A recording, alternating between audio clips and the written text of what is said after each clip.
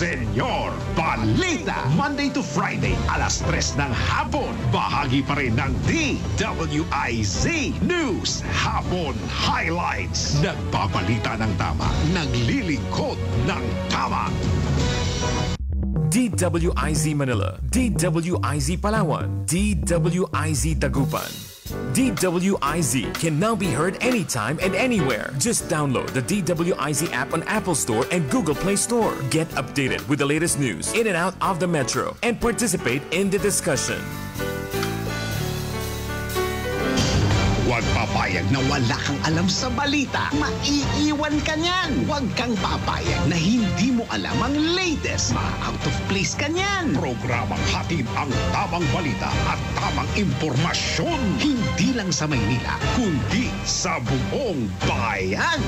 Ronda Pilipinas. Pinakabago at pinaka-updated na mga pangyayari. Ihahatid live. Ronda Pilipinas. Kasama ang gigising sa inaantok mong dugo, si Dennis Antenor Jr.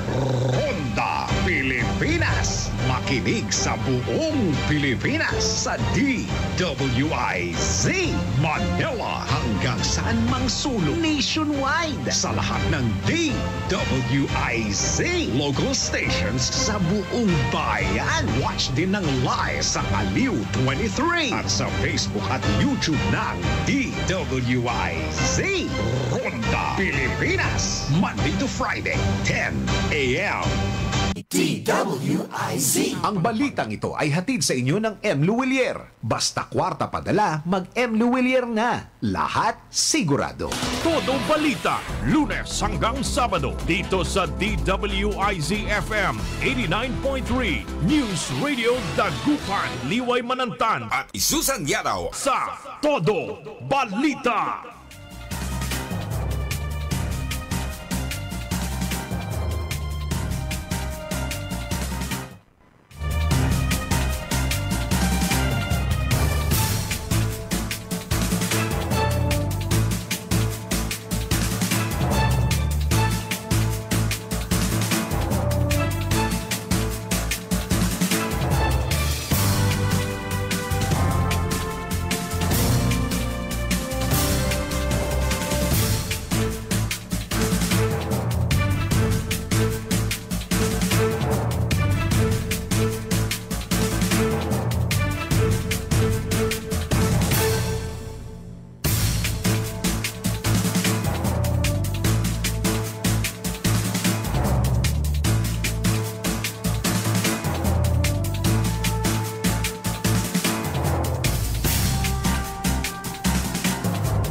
Isang napakagandang hapon ng ating pagbati. Magandang hapon po sa inyo lahat.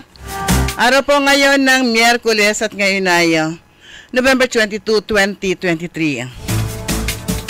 Oras na po na ating programang Todo Balita sa hapon. As usual, sa lapon ng isang oras, ihatid namin sa inyo mga balita sa ating bansa sa ibayong dagat. Ganyan din pagtalakay po natin sa ating mga lokal na balita. Kami po niya mga tagapagbalita. Ako po si Susan Valdez Yadaw. Ako naman si Liway Manantan, Iparagiren. Sa ating mga balitang, dumako na tayo sa ulo na ating mga balita. Sa balitang pambansa, tulong pinansyal sa mga pipi, bingi, bulag, hinirit. Todo Balita. Barangay officials haligin ng lokal na pamahalaan. Todo Balita. Marcos tinulak Code of Conduct sa Vietnam, Malaysia. Todo Balita. Ayon sa DFA, 17 Pinoy binihag sa Red Sea ng mga rebelde mula sa Yemen. Todo Balita. Sa ating mga balita lokal, turistang dumadagsa sa Alaminos, umaabot ng mahigit 1,000 kada araw. Todo Balita. 4 na guro mula sa Rehiyon 1, wagi sa Gawad Teodoro Alonso National Competition on Storybook Writing. Todo Balita. Tagumpay ng Philippine Counselors League ng Pangasinan Chapter, ibinida ni Board Member Arthur Celeste Jr. Todo Balita. Sa balitang lokal, ang team standing naman sa ginaganap na volleyball competition, Cherry de Sinolo ang number 2 spot. Todo Balita. At ngayon sa detalye ng ating mga balita, Dahil mabagal ang pag-usad ng Code of Conduct na sa pagitan ng China at Association of Southeast Asian Nations o ASEAN, isinusulong ng Pilipinas na magkaroon ng sariling COC sa ibang mga bansa kaugnay sa usapin ng pinag-aagawang teritoryo sa West Philippine Sea. Sinabi ni Pangulong Ferdinand Marcos Jr. na nasa kaligatnaan na sila ng negosasyon sa Vietnam at Malaysia para sa sariling COC dahil wala pa ring resulta ang COC sa China at ASEAN na ilang taon nang tinatalakay sa ASEAN Summit. Ito anya nagbunsod para gumawa ng ng kanyang sariling inisyatiba para magkaroon ng kalutasan sa pinag-aagawang mga teritoryo sa West Philippine Sea. Kinilala ang mahalagang papel ng mga barangay official sa Pilipinas sa isinagawang pag-aaral ng HKPH Public Opinion and Research Center kasama ang Asia Research Center na nakabase naman sa Hong Kong. Sa isang survey na isinagawa noong November 3 hanggang 10 ngayong taon, nasa 70% ang nagpahayag ng kasiyahan sa kontribusyon ng mga barangay official sa estruktura ng pamamahala ng Pilipinas na binibigyang diin ang kanilang kahalagahan sa pagtugon sa mga pangangailangan at inaasahan ng komunidad. Sa isang mahalagang pag-endurso sa liderato sa sektor na ito, si Eden Chua Pineda, pambansang Pangulo ng Liga ng mga Barangay sa Pilipinas, nakatanggap ng malakas na suporta mula sa mga opisyal ng barangay sa buong bansa. Hiniling ni House Deputy Majority Leader at Iloilo Representative Janet Garin na mamigay ng financial assistance sa mga pipi, bingi, bulag at may Down syndrome sa pagsasagawa ng bagong Pilipinas Serbisyo Fair sa Iloilo. Nararapat lamang po na bigyan ng dagdag na tulong ang ating mga kababayan na may kapansanan upang makatulong sa kanila, giit ni Garin. Ang BPSF ay isang proyekto ni Pangulong Ferdinand Marcos Jr. at House Speaker Ferdinand Martin Romualdez na naglalayong ilapit sa publiko ang serbisyong ibinibigay ng gobyerno.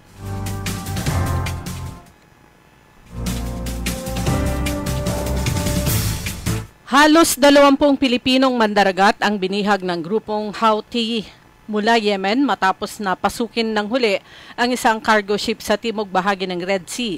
Ito ang pagkukumpirma ng Department of Foreign Affairs ngayong Miyerkules. Ayon pa kay Foreign Affairs Undersecretary Eduardo De Vega, posibleng may koneksyon daw ang naturang aksyon sa digmaang nangyayari sa pagitan ng mga militanteng Palestino at Israel.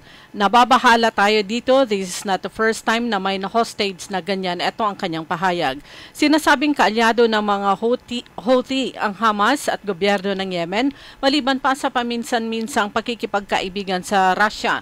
Patuloy ang pakikipagbakbaka naman ng Hamas at iba pang Palestinian group sa Israel na kilalang illegal na umuokupa sa naturang estado ayon sa United Nations. Gayunman, umaasa ang Department of Foreign Affairs na tutupad sa usapan ang mga hostage takers na wala silang sasaktang banyagang bihag. Inanunsyo ng Transport Group Manibela nitong Martes na magdaraos din ng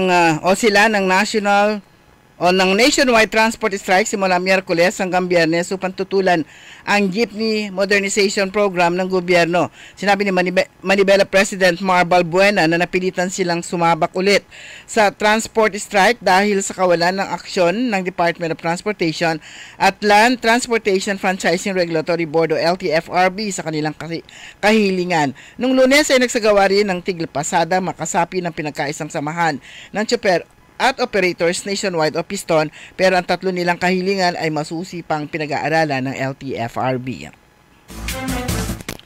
Mapipilitan umanong bumalik sa politika si dating Pangulong Rodrigo Duterte at tatakbong senador o vice-presidente kapag na-impeach ang kanyang anak na si Vice-Presidente Sara Duterte.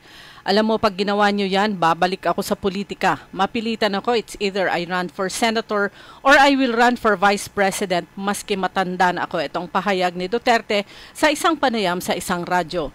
Sa ngayon, anya, ay hindi pa sasakit ang ulo ng mga kritiko ng kanyang anak, subalit kapag dumating na ang panahon ng eleksyon, ay lalabas ang mga hindi dapat malaman.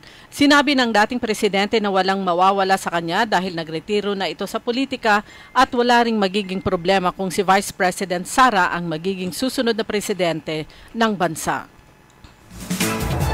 Dumako naman tayo sa ating mga lokal na balita.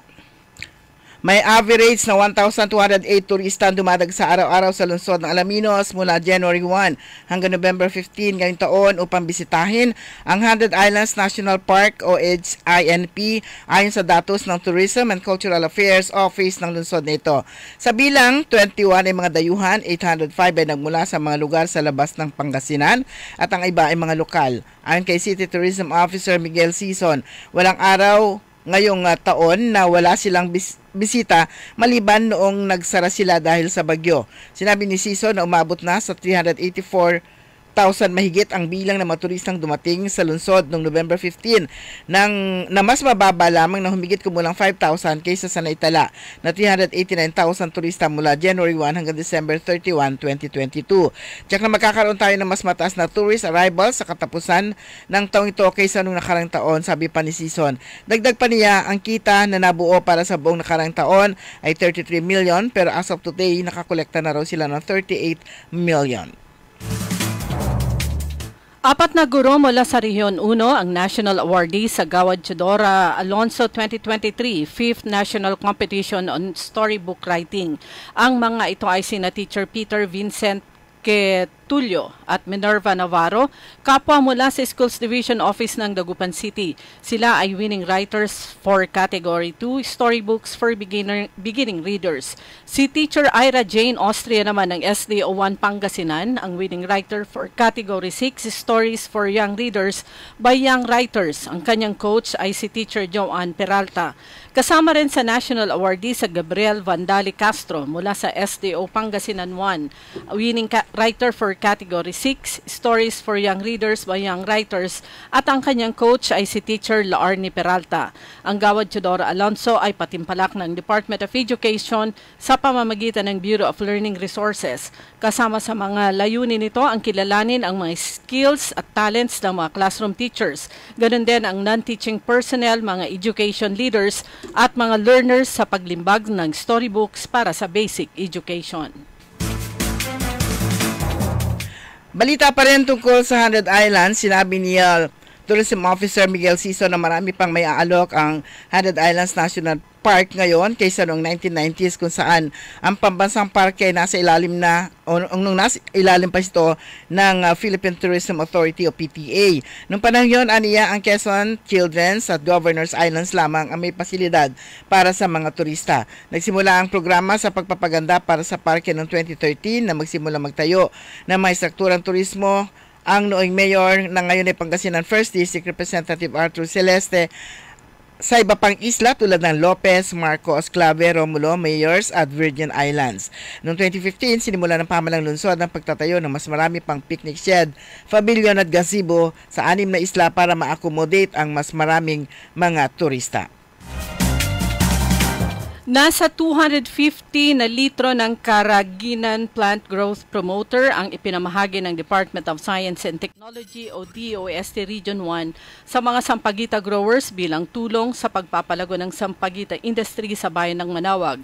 Sa balitang ibinahagi ng PIA Pangasinan, tinanggap ng Sampagita Growers Association mula sa Barangay Baritaw sa bayan ng Manawag ang nasabing agricultural fertilizer sa pamamagitan ng DOST Provincial Science and Technology Office sa Pangasinan ngayong araw.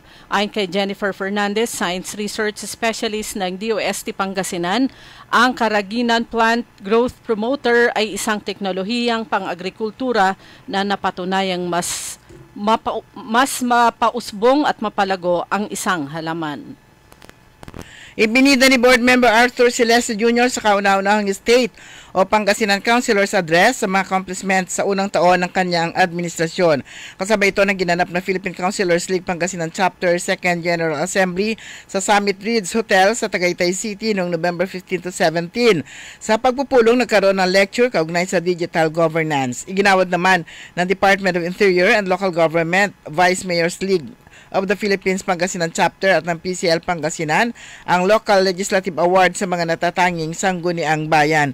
Iginawad din ang Most Outstanding Sangguniang Bayan Panlusod members sa mga nagpakita ng kahusayan at dedikasyon sa kanilang sinumpaang tungkulin. Ang Land Transportation Office o LTO ay hinihingi ang kooperasyon ng lahat ng government agencies sa pagpaparehistro ng kani-kanilang mga sasakyan na nag-expire na ang registration. Sa kasalukuyan ay nasa 24.7 million ang delinquent vehicles na backlog ng LTO. Bilang tugon sa panawagan naman, si Regional Director Glorioso Daniel Martinez, kanyang kinonvene lahat ng head ng division ng LTO, kasama na rin ang District Extension at DLROs ng LTO Region 1. Ito ay para pag-usapan ang mga estratehiya para sa kanilang enforcement ng directive ng National Office sa patungkol naman sa importansya ng strict compliance sa no registration, no travel policy. Isinusulong ng Sangguniang Palalawigan ng Pangasinan sa ang pagtatatag ng samahan o network na tutulong sa pangangalaga ng Marine Protected Areas sa Pangasinan. Ang planong pagtatatag ng Marine Protected Areas Network sa lungsod ng Alaminos at bayan ng Anda at Sual ay pagtitibay ng isang Memorandum of Agreement base sa isang provincial border solution na iniakda ni Sangguniang Palalawigan members VC Bentanilla at Nicolay John Louis Sison. Ang nasabing MOA ay lalagdaan ni na Pangasinan Governor Ramon Gico III kasama ang DNR, ang Department of Agriculture, Bureau of Fisheries and Aquatic Resources at ang local government units ng Alaminos City, Anda at Sual. Dumako naman tayo sa mga balitang pampalakasan. Hinataw ng Cherry Tigo ang Signal HD para suluhin ang second place sa Premier Volleyball League, Second All-Filipino Conference. Ang kanilang laro ay ginanap kahapon sa PhilSports Arena sa Pasig City. Nagpaputok si Iya Laurel ng 26 points mula sa 21 attacks, 3 blocks at 2 aces para sa kanilang 7-1 record ng crossovers sa ilalim ng nagdidepensang Creamline Cool Smashers. Samantala, bumisita ang representante ng Philippine Sports Expo na si Michael Herrera sa opisina ni Games and Amusements Board Chairman Attorney Richard Clarin kamakailan. Tinalakay ng dalawang leader ang mga bagay na makakapagpaunlad sa professional sports at athletes sa bansa. Isinusulong ng chairman ng GAB o Games and Amusements Board ang pag-promote, professionalize at pagprotekta sa Philippine Pro Sports, kaya naman suportado nito ang sinasagawang Philippine Sports Expo na ginanap kamakailan. Sumayon ang kabuuan ng ating newscast sa ating Todo Balita sa hapon. Kami po ang mga tagapagbalita.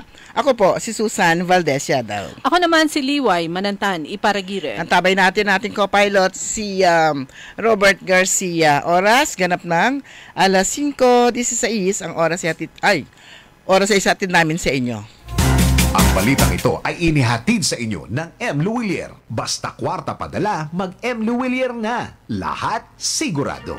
Tara na at pamasyal sa ating pinagmamalaking 100 Islands National Park. Subukan ang mga bagong amenities at activities katulad ng zipline, rappelling, wall climbing at helmet diving at mag-cliff diving sa Imelda Cave ng Marcos Island. Halina at mag-overnight sa bagong guest house sa Quezon Island. Mayroon din tayong bagong 2-story pavilion, floating cottage at mga gazebos. Isama po ninyo sa inyong itinerary ang 3 most developed islands: Quezon Island, Governor's Island at Children's Island. Tiyak nahahangaan din ang ganda ng Quirino Cave, Romulo Cave, Imelda Cave, Cathedral Cave, Coral Garden, Bat Island at Cuenco Tunnel. Welcome sa New 100 Islands. Hahangaan, babalik-balikan. I choose 100 Islands. I choose 100 Islands. Alaminos City, para sa lahat. Alaminos City, para sa lahat. Ang patuloy na pagpapaganda sa 100 Islands National Park at lungsod ng Alaminos ay pinangungunahan ni Mayor Art Brian Celeste.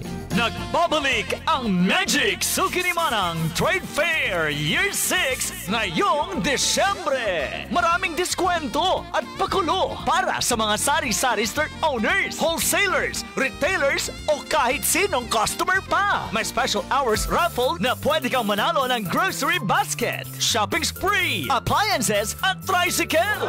May libreng gift certificate rebates na pang-shopping sa Magic San Carlos. May free delivery pa sa inyong pinamili. sa Magic Sukinimanang Trade Fair. Abot kaya at tiyak malaki ang kita. Huwag palampasin ngayong December 1 to 3, 2023. Hatid ng Magic Group of Companies at ng Department of Trade and Industry. Kita-kits mga Magic Suki! Magic Sukinimanang Trade Fair Year 6 in partnership with DTI Pangasinan opens from 8 a.m. to 7 p.m. on December 1 to 3, 2023 at Magic San Carlos, Rojas Boulevard, San Carlos City, Pangasinan. Masakit ba ang iyong ulo at katawan dahil sa sobrang trabaho at iba't ibang stress sa buhay? Sandali, mag-break ka muna. Hindi lang simpleng break, mag-Herbalaya break ka muna. Hinga ng malalim at imasahe ang ulo at katawan gamit ang Herbalaya Liniment Oil. Sa sakit ng ulo at katawan, dito na tayo sa subok na, dekalidad at siguradong ligtas. Herbalaya, amoy na kaaya-aya sa bawat pahid ay ginhawa. Mabibili sa mga butika at grocery stores sa inyong lugar. Also available in roll-on and cream. Sa mga minamahal naming consumers ng Sintelco, mayroon ng Pay Anywhere scheme na kung saan gamit lang ang inyong mga Android phones ay pwede nang magbayad ng inyong electricity bills in no hassle at real-time recording. Iwas pila at abala, kaya mas makakatipid ka sa oras at pera. Tumawag o mag-message lang sa Sintelco para sa mga listahan ng accredited payment centers. Isang paalala mula sa pamunuan ng Sintelco. DWIZ time. It is now 5:19. That time check was brought to you by Eternal Gardens Dagupan.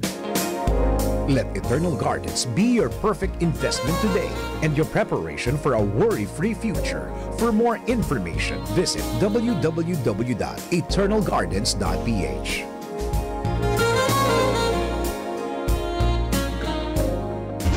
Papalakas ng papalakas, palinaw ng palinaw, mga balita at impormasyong naiintindihan dahil malinaw mong nalaman. Tutok lang sa DWIZ.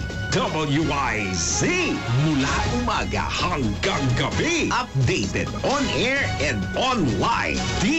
DWIZ. Nagbabalita ng tama, naglilingkod ng tama.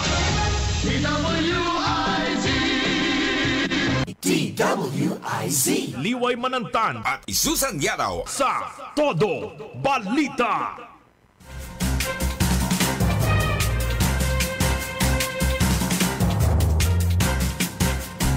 Okay mga kaibigan, magandang hapon po muli at welcome sa ikalawang bahagi na ating programang Todo Balita sa hapon. Alas 5:21 na at kami po yung matagapagbalita pa rin. Ako po si Liway Manantan, Iparagire. At Susan Valdez Yadaw. Ayan, magandang hapon po. Sa mga iba pa rin po natin mga balita na si-share namin sa inyo. Yung pong ang PRC, kita natin kanina. Magdaraos to ng pagsusulit para sa mga magiging o nais maging nutritionist o dietitians. Pero bago yan, congratulations muna sa Inner Wheel Clubs of the Philippines District 379 sa matagumpay na paglo-launch ng anong title ng program na ginawa natin kanina? Reading. Feeding and reading. Review. Ayan. Launch ng Action for Peace. Action for Peace. District project yun.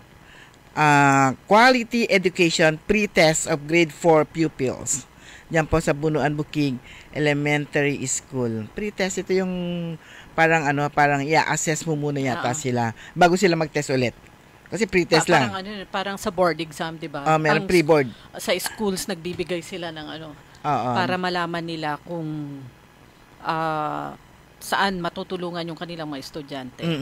So bago sila sumabak sa tunay, kasi yung examinations, kung di ako nagkakamali, actually hindi naman yung dati hindi yung result na examination nagre-reflect yung sa mga teachers di ba? Ewan ko kung ganun pa rin ngayon.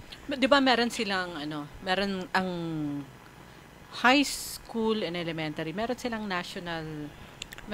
test Yung para sila mag-qualify na sa hindi naman para malaman lang kung yung mga bata yung gaano kalawak na yung kanilang kaalaman. Hindi naman siya qualifying para para moving up sa next grade level. Correct. Pero nga, sabi ko nga, whatever the result, kung di ako nagkakamali ha, whatever the result ng examination, result ng mga bata, parang nagre-reflect yun sa mga sa kakayahan ng mga teachers na magturo.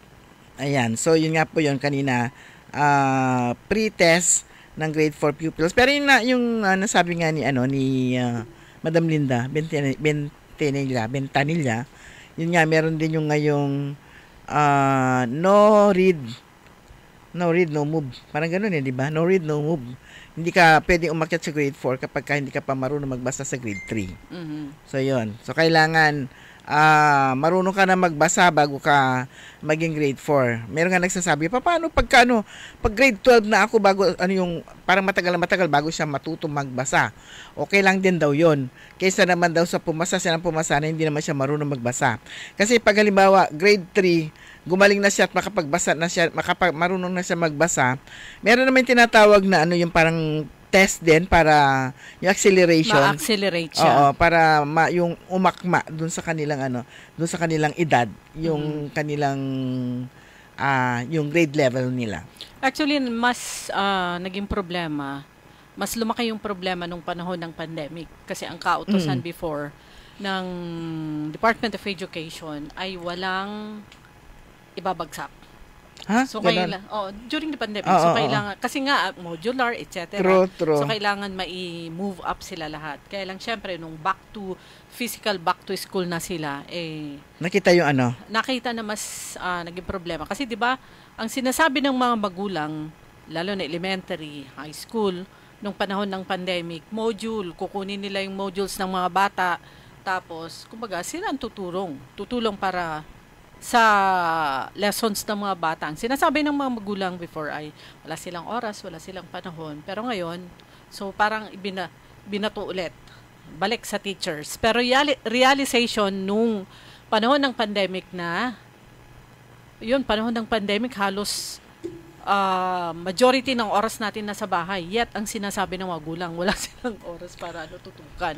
Pero kanilang mga anak. Pinakakawawa the time yung mga nasa kinder grade 1 kasi yun yung foundation na kailangan talaga matuto yung mga bata. Pero yung iba yung hindi sila masyadong natutukan. So sila yung parang pinaka most affected na nakikita natin. Yun yata yung dahilan kaya parang yung mga grade 3 ngayon, ang laki ng problema nila kasi sila yung most affected nga nung panahon ng pandemic, grade 1 and 2, na hindi sila natutukan ng kanilang mga teachers. Kaya nga ngayon, yung nga sinasabi, kapag hindi pa sila marunong magbasa, although yung iba marunong magbasa, iba rin yung reading tapos yung comprehension, marunong ka magbasa, hindi mo naman naintindihan yung binabasa mo, so iba pa rin yun. Yeah, mahirap din yung maging teacher. Kung paano mo sila matuturoan din ng isa-isa, ang dami niyan. Tapos ilan yung estudyante, yet lahat na lang isisisi sa teacher. Nasa ng papel ng magulang. Kung isipin din natin, mahirap din yung role talaga nila. Yung mga magulang nga kapag ka nagtuturo, nag-tutor, sa sakiugatan no bangad, manuyag lang, di ba? Yung hindi nila naiinis na kagad, maiksi yung kanilang pasensya. Pero yung mga teachers talaga, kapag iniyagan mo labas sa kiugaw, o kaya yung feeling niya na maltrato na, susumbong na yan. Delikado. So, mahirap din maging teacher. Ngayon ko na lalo na ngayong panahon, dahil yun nga, hindi mo pwedeng kastiguhin yung bata, hindi mo pwedeng ang ganon tutan, cannot be. Hindi mo pwedeng hiyain, hindi mo pwedeng pag-inisin. Oo.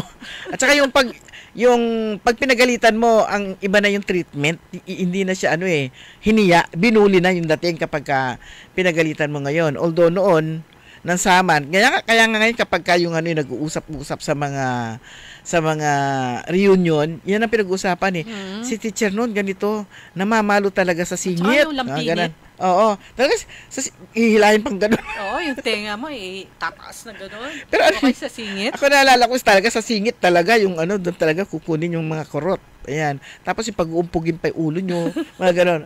Hindi ko makalimutan talaga yung mga ganyan. pero, walang ang naging, ang resulta naman, matitino naman yung mga bata. Tsaka eto, nag-throwback lang po kami. yung pagpalo sa mga bata. Yung mga kaedad namin, sino sa inyo ang hindi nakatikim ng palo? Ayan, pero ngayon... Pero hindi mo naman matandaan yung Kasi alam mo, napalo ka, napagalitan ka dahil matigas ang ulo mo. Oo. O kaya hindi ka sumunod sa kung ano yung instruction ng magulang. Talagang disiplina yung noon, tinatawag na disiplina. Kapag ka pinalo ka noon, disiplina.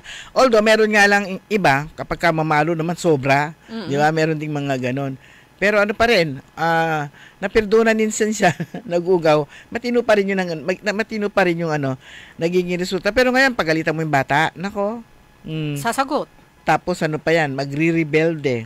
O kaya, lalayas. Iba yung sabi nga, kahit sino pag-uusap ngayon mga matatanda, iba ang mga bata ngayon kaysa mga bata noon. Ayan. Kumbaga, ang mga teacher ngayon, maximum tolerance. At kung talagang throwback tayo, ibang-iba talaga kasi noon mga bata, naglalaro sila. Oo. Ngayon, ang mga bata naglalaro sa sarili niya. Kanya-kanya. Cellphone. Kung hindi naman kaya... Yung sariling mundo. Kikita mo dun sa campus. Kala mo naglalaro, naghahabulan. Ano na pala? Nagbabakbakan na. Yun lalo na pag high school, junior high school, senior high school. Nansaman, habulan lang yan. Touch and go. Pero yung habulan na yun, away yun. Bakbakan yun. Okay, lang. Naalala lang, yun po, ito part po ng mga yung maalala po natin. Kaya nga ngayon kapag naalala yan ng kanino sila galit na na senador at saka sa mga mababatas, sino nagpasa na yan, yung karapatan ng mga bata. Yan yung nasobrahan. Oo. Yan. Kasalanan mo, sino ba? Ginaya nila yung sa abroad. Si Senator Kiko Pangilinan. Pangilinan ba? Oo. Yan, sa kanya sinisisi. Parang sa US, di ba? Ang panlaban ng mga bata ay tawag sa 911. Kaya naalala ko yung kaibigan natin na nung nasa Amerika sila, ang kulit ng anak niya. Sige ka dyan pagdating natin ng Pilipinas, lagot ka sa akin. Nung una sa Amerika, di mo pwedeng galawin. Pero pagdating natin ng Pilipinas, lagot ka sa akin. Kaya mga kaibigan, ang oras po natin, ang bilis ganap na pong 5:30. DWIZ. I'm Beth Flores. Ako naman si Pastor Nestor Flores. Tandem kami sa buhay. Partner kami sa ministry. At sa bawat hamon ng buhay, we are ready. Alam namin, we are not alone in this race of life. Jesus is our faithful companion. We press on toward the goal to win the prize for which God has called us heavenward in Christ Jesus. Philippians 3:14. Jesus is alive. Accept, celebrate Jesus. Gumugunita kay Jesus sa araw-araw kasama ang MX3. MX3, tunay, natural at original.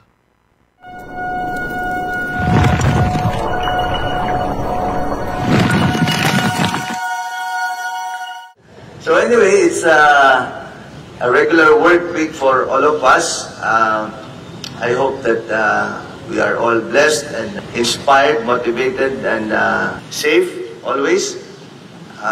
There are so many things ahead of us that we have to accomplish. The bigger projects, you know all of them. Alam niyo naman po yung paulit-ulit ko nang sinasabi, but I think we are all moving forward to achieving our dreams, our vision and objective for the province of Pangasinan. Malapit na pong Pasko, nagiging malamig na ang simoy ng hangin from your governor. I hope and pray that we all have a very inspired, motivated week ahead of us. We'd also like to thank our guest. Nakakatuwa po. This bus will stay with us for a couple of days, no? 1 week. Okay? And this will shuttle people who would like to visit the Banaan Museum. So very nostalgic kasi I remember riding one of those buses when I was a young handsome boy.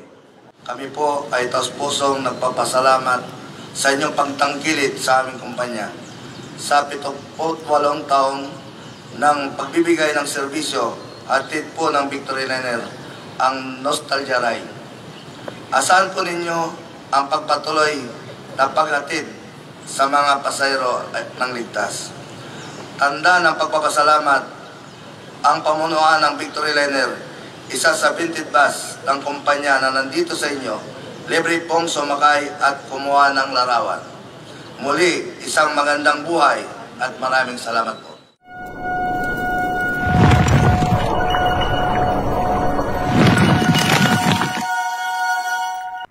DWIZ Liway Manantan at Isusan Yaraw sa Todo Balita.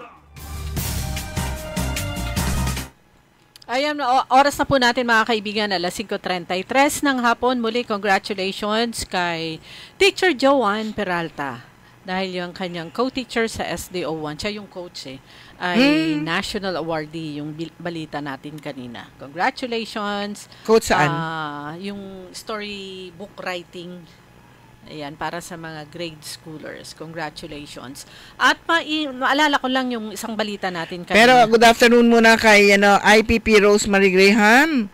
Ayan, on the way na raw sila sa Lenox Hotel para sa joint cluster meeting. Yeah, siya, ma'am. Ano yun, Rotary? Yeah. Ayan. So yun nga, yung balita natin kanina mula sa LTO na ang utos ngayon ng Central Office ay makipag-coordinate sila sa lahat ng government agencies. Ito man naman ay patungkol dun sa yung backlog.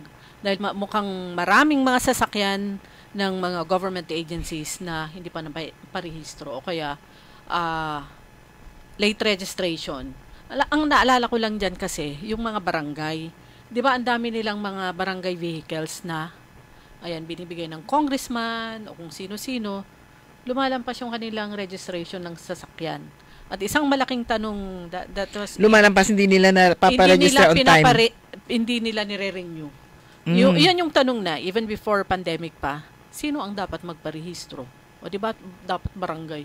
May budget naman sila. Oh, pero tsaka binigay na sa kanila yun. So, ibig sabihin, kung binigay na sa kanila, lahat ng responsibilidad nasa kanila at saka baka na-transfer na rin yung yung pangalan nung sa kanila dahil binigay na. Pero ang dami pong mga barangay patrol vehicles na ayan, hindi na na-register ulit. Hindi nila sinasama sa budget kasi nga ibinigay lang sa kanila. So, eto ngayon yung paalala ng LTO na tutukan ng kanilang mga regional offices, mga district office, etong problema na to dahil malaki yung kanilang backlog. Ayan, at saka yung nako, okay na ba? Meron na ba silang available na plastic card para dun sa tawag nito, yung lisensya? Kasi sabi ng ang sabi ng LTO, pwede pa rin yun hanggang October 31. Yung ko kailan lang naman nag-November, lagi sinasabi na expired. Expired naman siya talaga, pero sinasabi nga, siguro kapag ka LTO, sa mata ng LTO, halimbawa na-enroll ka, dyan LTO, pwede pa siya. Pero hindi mo siya pwedeng gamitin, hindi siya valid ID, kasi, expired na siya. Ayun, mahirap mo naman bit-bit yung papel, tanuwalad wallet mo man, napilat-pilat. Napilat. Paano na? Ayan. Okay, magkakaroon, congratulations nga pala kagabi sa successful at napakasayang anniversary celebration ng Rotary Club of kalimutan ko na yung club ko. Downtown Dagupan. RCDD. Rotary Club of RC Dagupan. Downtown Dagupan. Ayan, kagabi. 38 years na po nila.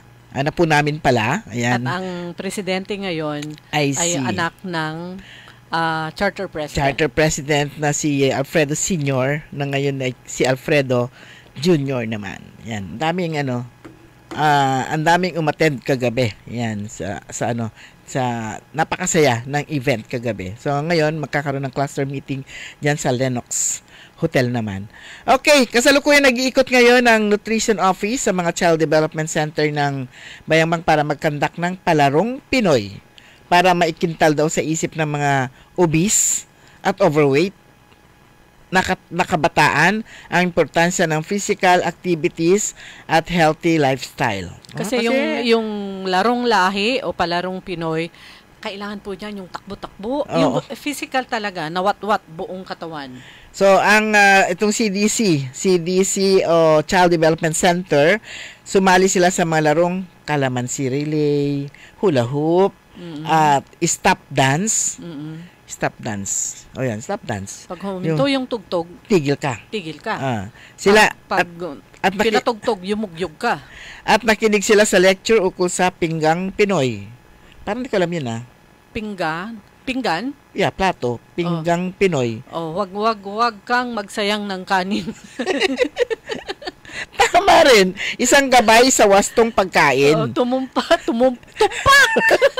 O kasi di ba nung kabataan ho natin, paalala palagi ng lolo lola. About obesity to. Tsaka wag na. Ang kunin mong kanin ay yung kaya mong ubusin. At huwag kang magtitira sa plato mo o kaya walang mahuhulog sa plato mo. Ay, talaga. Isang gabay ito sa wastong pagkain para sa mga Pinoy o yung healthy food plate for Filipinos tulad ng Go, Grow at Glow Food. So, binigyan din sila ng meriendang mansanas at spaghetti. Ayan. Ito yung mga nakakataba naman spaghetti kahit paano. Ang nutrition staff ay nauna nang nagtungo sa Hermosa, Cadizay, Poblacion Sur at Tilbang Child Development Center. Pero yung mga larong Pinoy talaga, palarong Pinoy na alam talaga natin, yung pantintero. Shatong. At saka yung yung may lata dyan, tapos babatoy mo ng tsinelas. Yun! Tumbang preso, yun yung di namin maisip-isip yung lata, andun sa malayo. Tapos, titirahin nyo, pamato nyo, tsinelas. Kasi nung may dumaan kami somewhere, ang daming tsinelas. So, pag di batuhin na ganyan, itama mo yung tsinelas.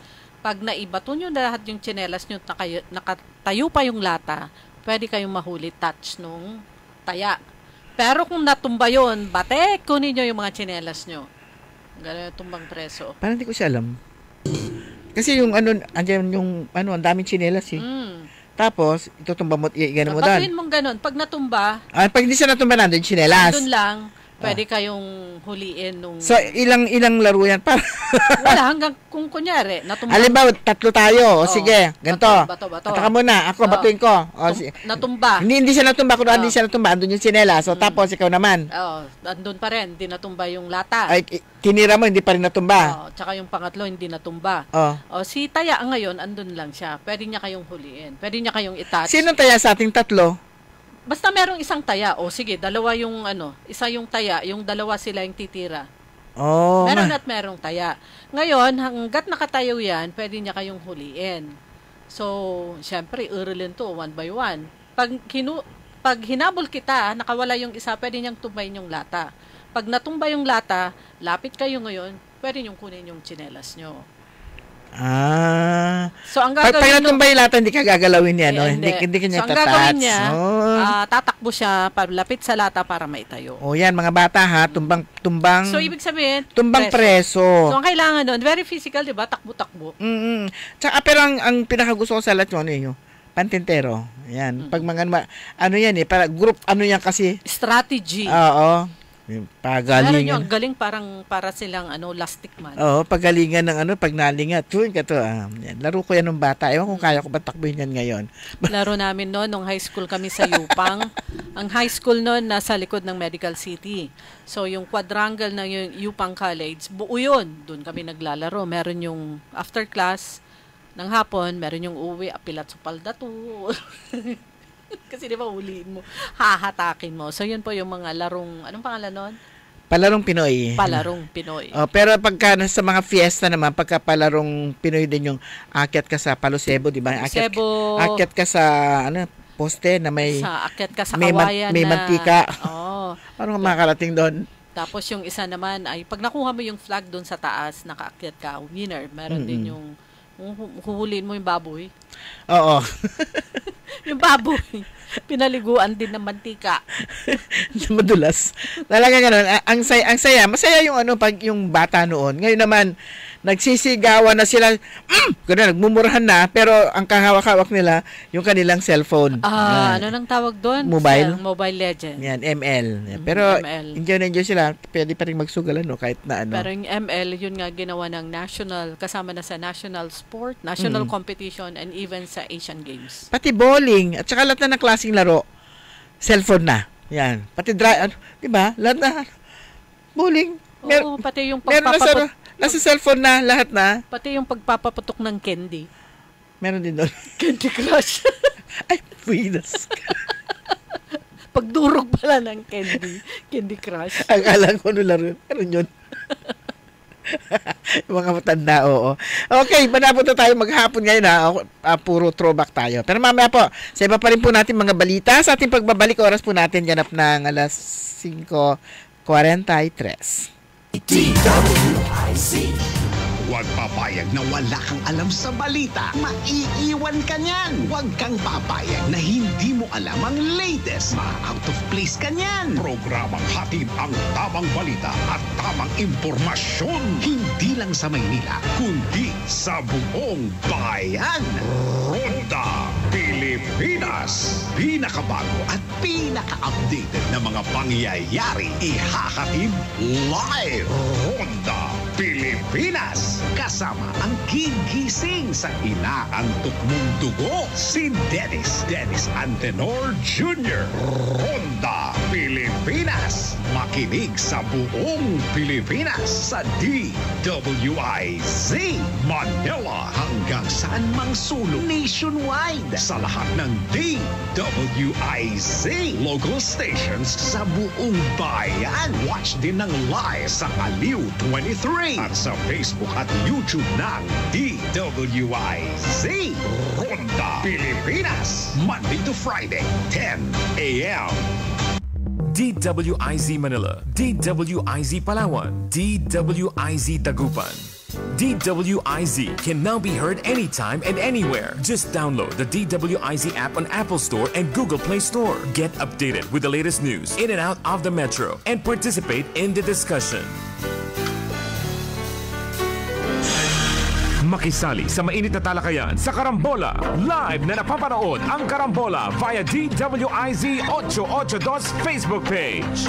Maaari ninyong ipadala ang inyong mga komento o opinyon sa aming mga text line 0908-136-6060 o tumawag sa aming hotline 470-1750-54. Karambola Nationwide.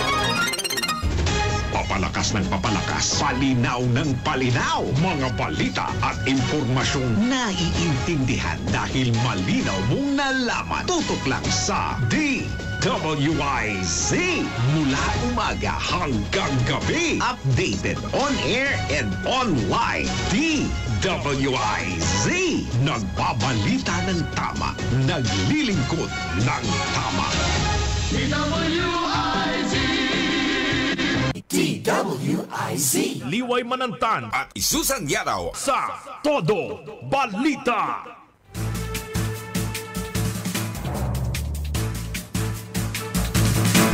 Yes, mga kaibigan, ang bilis ng oras natin, alas 5:46 na.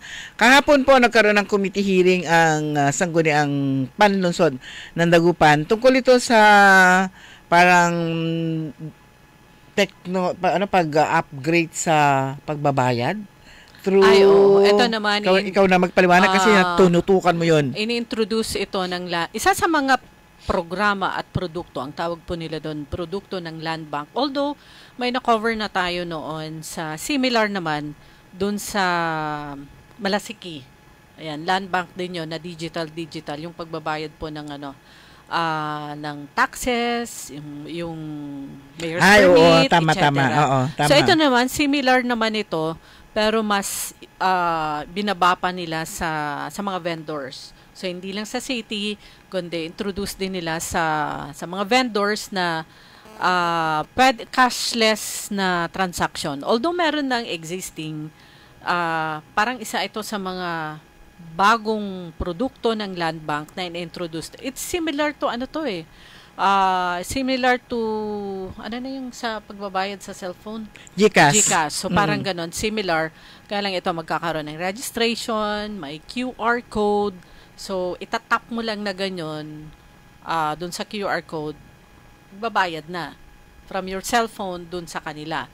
So ito yung gusto nilang introduce din dito sa lungsod ng Dagupan. At ang sabi ng representante ng Land Bank of the Philippines dito sa Pangasinan po, Dagupan, at saka Central Bank, na yung kanilang sulat, pag-introduce nito ay kanilang ipinadala sa ating Chief Executive sa Mayor nung January. Parang nagkaroon ng follow-up. Ngayong January, July. Halos. So, nagkaroon na so yun yung tanong nila, wala kasing, hindi nakarating sa kanila sa sanggunian. Sabi niya, we support yung ganitong mga programa. Kaya lang syempre, dahil ang sangguniang panlungsod for this matter ng Dagupan, sila ang magpapasa ng yung kailangan na ordinansa. Dapat from the very start, alam na rin siguro nila. Ngayon ang mga agencies dapat makita na nila yung makita na nila na ang Office of the Mayor and Office of the Vice Mayor ay separate entity. Ayan. At magkapantay lang po sila. Nagkataon lamang Office of the Vice Mayor kasi sila yung naggagawa ng policy, nag-implement ang mayor. Medyo mas powerful nga lang ang mayor kasi mayor nga yan.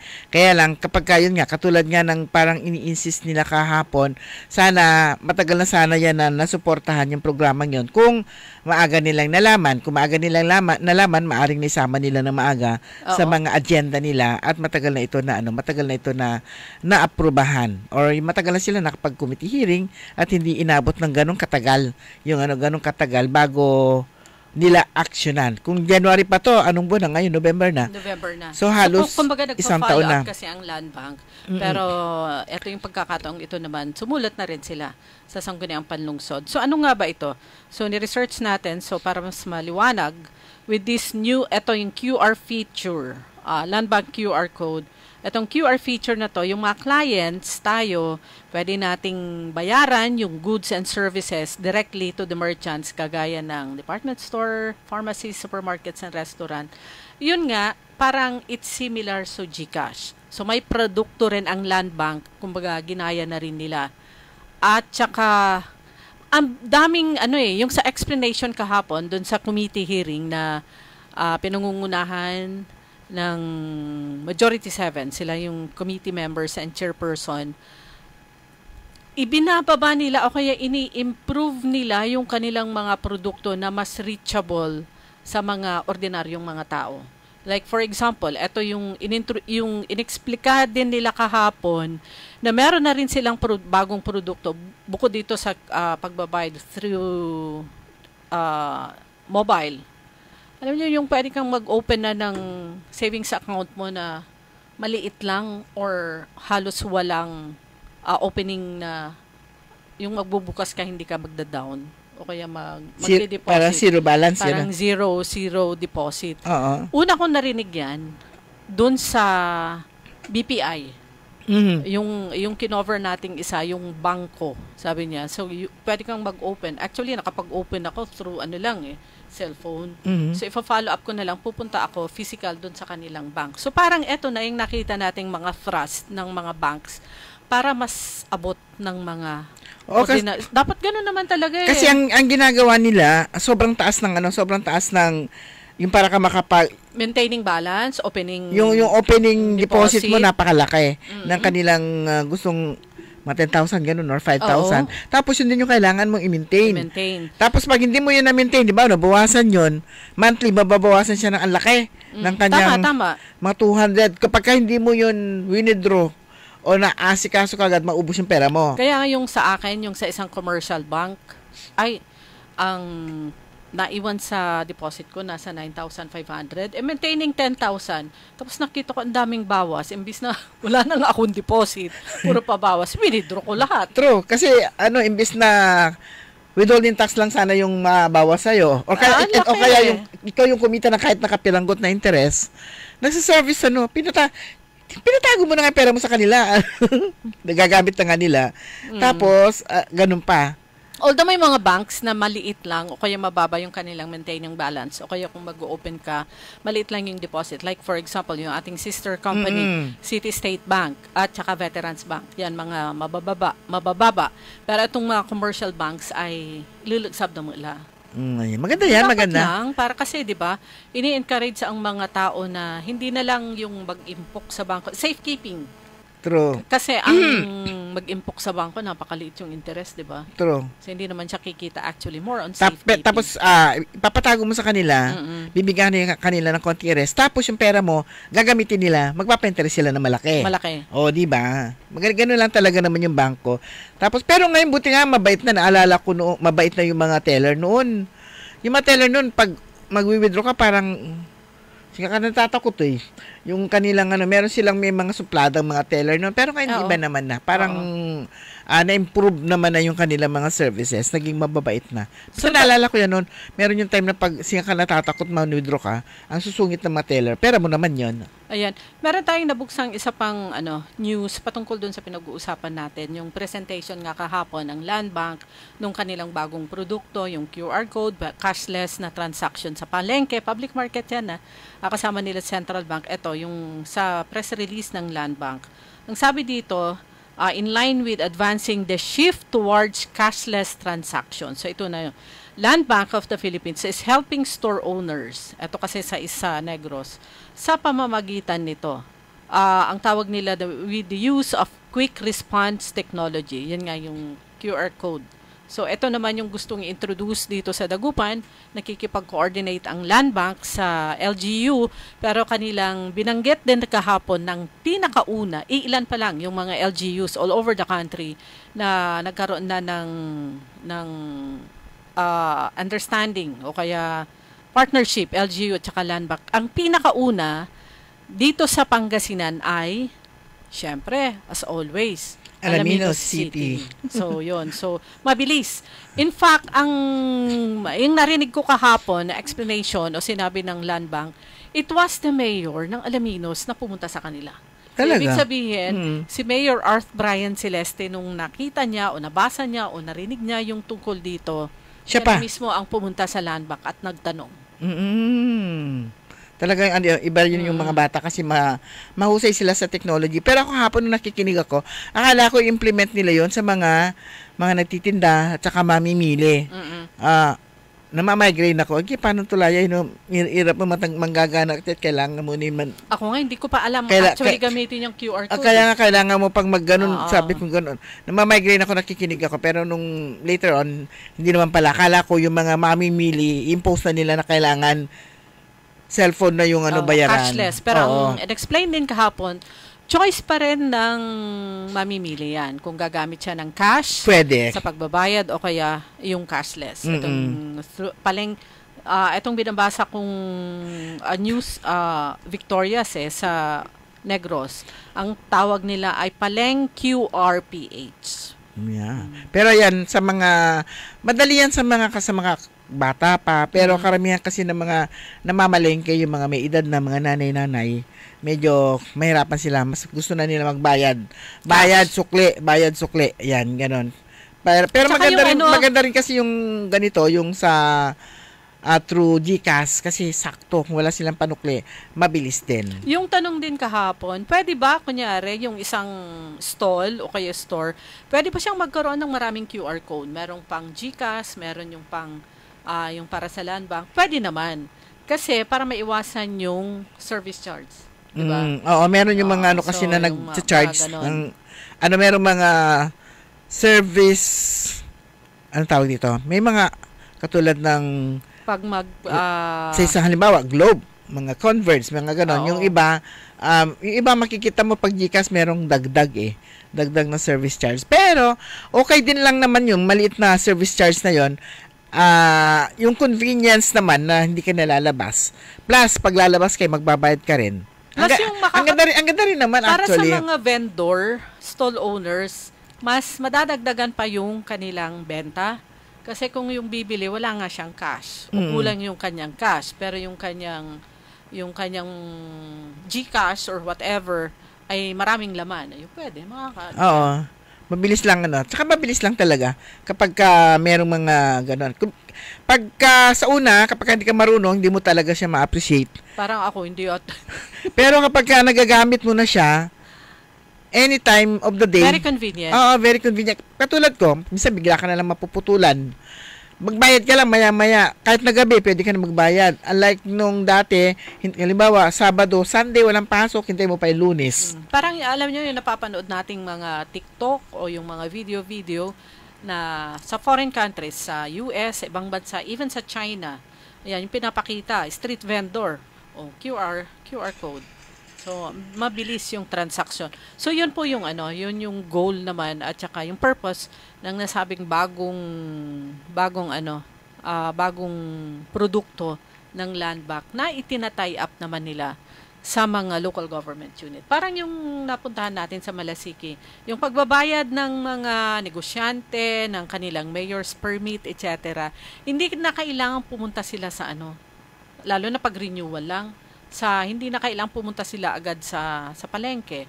Merong form online o kaya doon na sila mag-fill up, doon na rin sila magbayad. Tapos pagpunta nila sa munisipyo ng Malasiki, alon dalaba lamay, printed na mayor's permit. Ayan. Good afternoon kay Glory Sanchez Maramba, kay Dong Tulyao. Magandang gabi kay Kuya Benji Tan, parang Kuya Benji, hello. Long time no Ate see. Mel. Pero mga kaibigan, wala na po tayong sapat na oras. 6:00 na. Oo nga, ganun lang kabilis talaga. Bukas po, kakasama-sama po tayo ulit. Same time, same place. Nakasama po natin sa technical side si Robert Garcia. Ako po si Liway Manantan, Iparagire. Ako naman si Susan Valdez Siadaw. Magandang gabi po sa inyo lahat. Sumain nyo ang Todo Balita, Lunes hanggang Sabado, dito sa DWIZ-FM 89.3 News Radio Dagupan. DWIZ.